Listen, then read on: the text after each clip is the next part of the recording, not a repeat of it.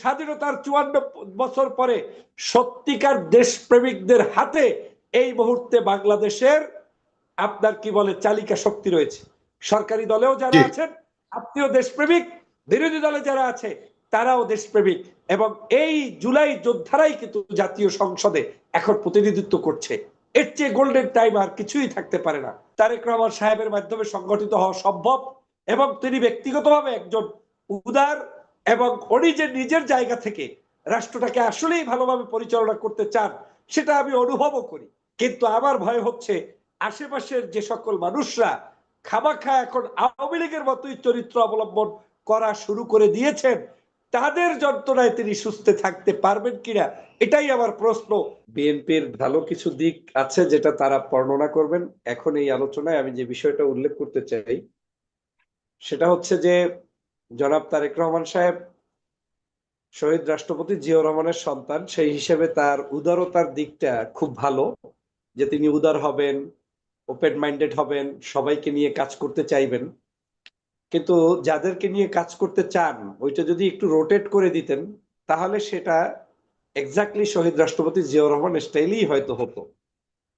কিন্তু হয়ে যাচ্ছে ভিন্ন স্টাইলে। যেমন গত 16 বছর যেই সকল সাংবাদিকরা অন্যায়ের বিরুদ্ধে মাথা উঁচু করে কথা বলেছে, তারা ঈদের দিন ফোন না পেয়ে ফোন যদি পায় আনিস আলমগীরের মতো দালালরা, যারা বিভিন্ন সময় ফেসিবাদের পক্ষে অবস্থান নিয়েছে, তাহলে কষ্টের আর কোনো শেষ থাকবে না। ফোনটা পাওয়ার উচিত বাংলাদেশের সাংবাদিকতার জগতে মজলুম সাংবাদিক হিসেবে একজন পেলে মাহমুদুর রহমানকে আপনি কল দিতে পারেন। সাইফুর সাগর 16 বছর আন্দোলন সংগ্রাম করেছে, আমি জানি না আপনাকে হয়তো ফোন দিয়েছে, আপনি হয়তো সে কারণে চুপ, আপনারা হয়তো পেয়েছেন বা পান নাই, কিন্তু পায় কারা? যদি আন্দোলন সংগ্রামের হিসাবও করেন, যেহেতু আনিস আলমগীর সাহেব আওয়ামী লীগ সম্পৃক্ততার পরেও তাকে ফোন দেওয়া হয়েছে, দ্যাট মিনস এটা একটা উদারতার এক্সাম্পল দিয়েছে। যদি সেই উদারতার জায়গা থেকে দেখেন তাহলে ডক্টর ফয়জুলকেও আপনি ফোন দিতে পারতেন, কারণ আমি তো 16 বছর আপনাদেরকে সার্ভ করেছি। 5ই আগস্টের অনেক পরে, 1.5 বছর পরে হয়তো আপনাদের থেকে একটু দূরে অবস্থান গ্রহণ করেছি, কিন্তু সেটাও আদবের সাথে। এখন পর্যন্ত এমন কোনো কর্মকাণ্ড আমার মাধ্যমে ঘটে নাই যেটার কারণে দেশ বা সরকার বিব্রতকর কোনো পরিস্থিতিতে পড়ে। তাহলে উদারতাটা আমাদের জন্য না হয়ে, যারা ফেসিবাদের জন্য লড়াই করেছে তাদের জন্য না হয়ে, উদারতাটা যদি হয়ে যায় ফেসিবাদের পক্ষের লোকদের জন্য, তাহলে সেটা কিন্তু একটা অশনি সংকেত। এটা ভাবতে হবে। এই রকম মানুষরাই কিন্তু এক সময় না এক সময় বড় ক্ষতির কারণ হয়ে দাঁড়ায়, যেটা শুরুতে হয়তো বুঝতে সক্ষম না। পত্রপত্রিকা এসেছে আপনার বাংলাদেশের ইনু, রাশেদ খান মেনন, এরা এখন জামিন পাচ্ছে। এটা তো আর লুকানোর কিছু নাই।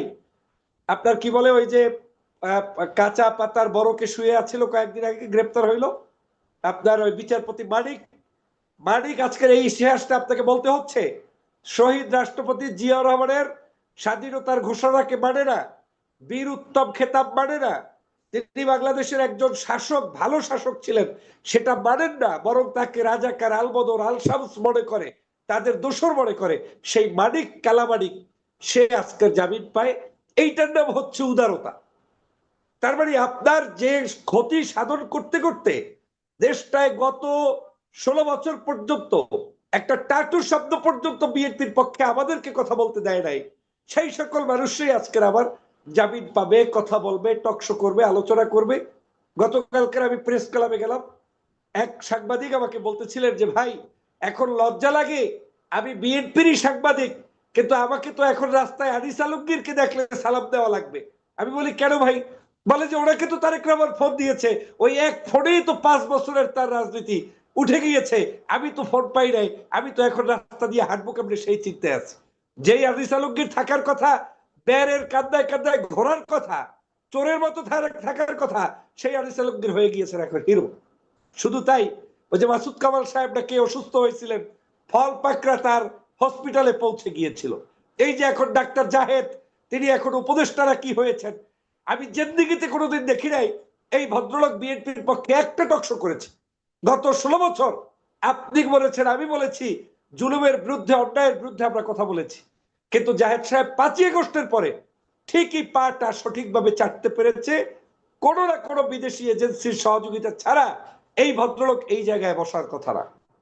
তাহলে দেশপ্রেমিক মানুষগুলো, আমি আবারও বলছি, যেহেতু উদারতার জায়গায় আপনি এটা করছেন, তার মানে উদারতা গুলো করছেন আওয়ামী লীগ ঘেঁষা মানুষদের জন্য, বামপন্থী ঘেঁষা মানুষদের জন্য। এটাই যদি আপনি একটু রোটেট করে ডানপন্থী মানুষদের জন্য করতেন, একটু হালকা জামাত ঘেঁষা, একটু হালকা আপনার বিরোধী কিন্তু লোকটা দেশপ্রেমিক, তার জন্য করতেন, তাহলে ওইটা হয়তো শহীদ রাষ্ট্রপতি জিয়াউর রহমানের স্টাইলে, দেশনেত্রী বেগম খালেদা জিয়ার স্টাইলে। আজকে যাই হোক, এ সকল কথা বলে তো বাংলাদেশের বর্তমান চিত্র পরিবর্তন করে দেওয়া যাবে না। অনেক ভালো ভালো কাজ তারেক রহমান সাহেবের মাধ্যমে সংগঠিত হওয়া সম্ভব, এবং তিনি ব্যক্তিগতভাবে একজন উদার, এবং উনি যে নিজের জায়গা থেকে রাষ্ট্রটাকে আসলেই ভালোভাবে পরিচালনা করতে চান সেটা আমি অনুভবও করি। তার কিছু কিছু জায়গায় তার চলরে বলরে কথাবার্তায় মানুষের কাছে কিন্তু একটা আবেদনময়ী অবস্থান তিনি তৈরি করতে পারছেন।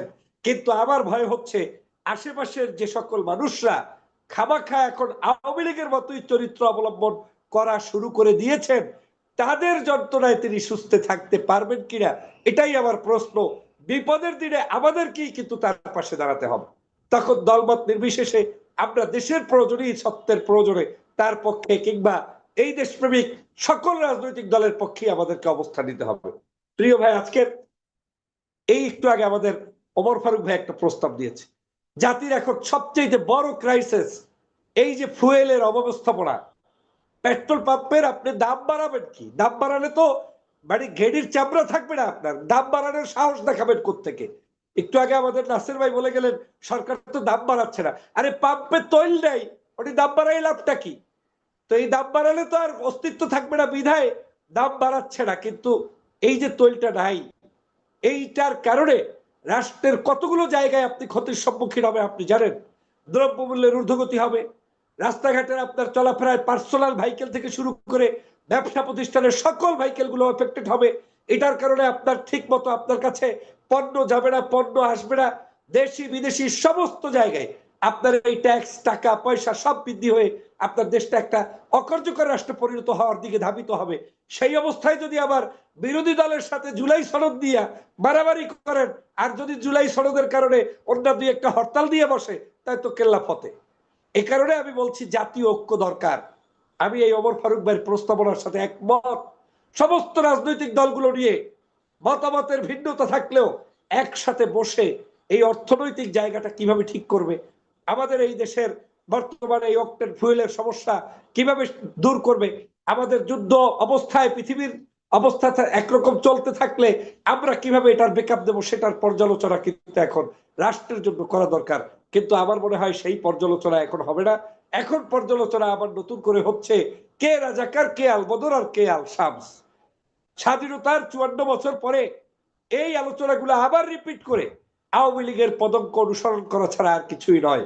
বরং আমি তো মনে করি আজকের বাংলাদেশ জয়যুক্ত হয়েছে ওই কারণে হয়েছে যে স্বাধীনতার 54 বছর পরে সত্যিকার দেশপ্রেমিকদের হাতে এই মুহূর্তে বাংলাদেশের আপনার কি বলে চালিকা শক্তি রয়েছে।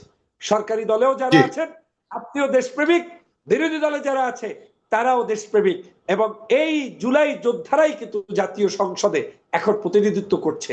এর চেয়ে গোল্ডেন টাইম আর কিছুই থাকতে পারে না।